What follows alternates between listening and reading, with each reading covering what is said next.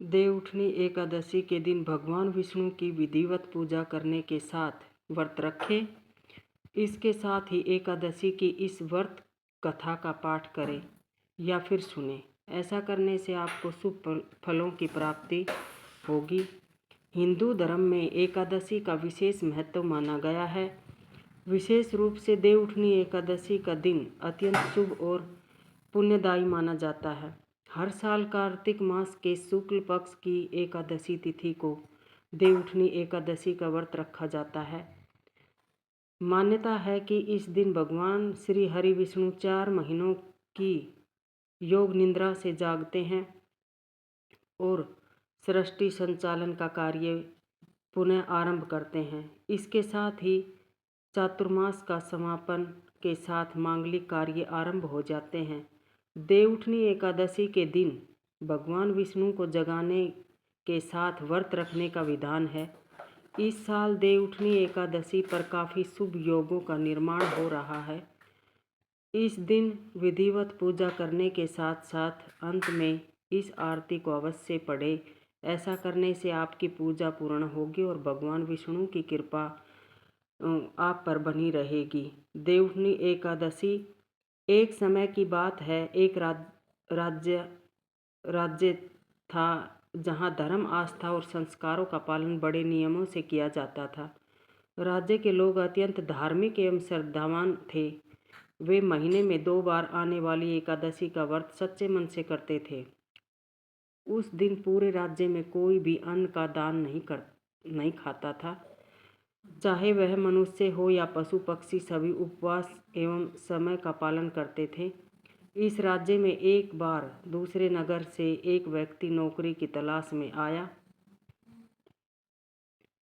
वह राजा के दरबार में पहुंचा और विनम्रता से बोला, महाराज कृपया मुझे इस राज्य में नौकरी दीजिए। राजा ने उसके भाव और ज़रूरत को समझते हुए कहा, नौकरी तो मिल जाएगी, परंतु हमारे राज्य में रहने के लिए एक नियम है। हर माह 2 एकादशी व्रत होते हैं। इन तिथियों पर पूरे राज्य में किसी को भी अन्न नहीं मिलता।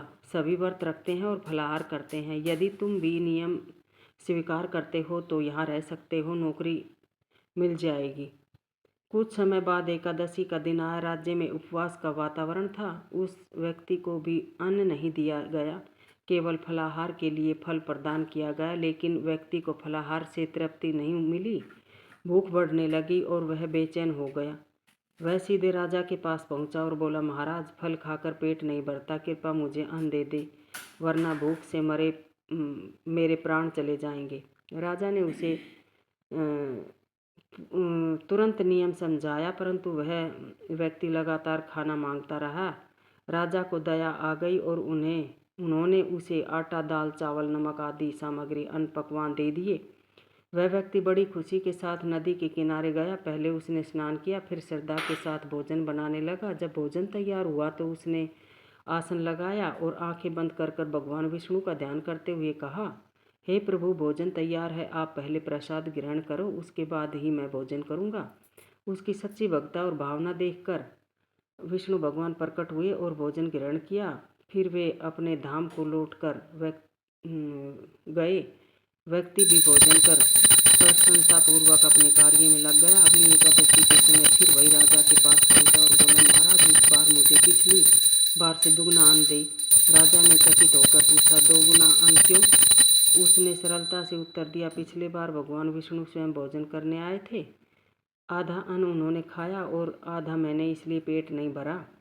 राजा यह सुनकर हैरान हो गया। उसने मन ही मन सोचा, मैं तो वर्षों से एकादशी का व्रत करता हूँ, भगवान की पूजा करता हूँ, फिर भी आज तक भगवान के दर्शन नहीं हुए।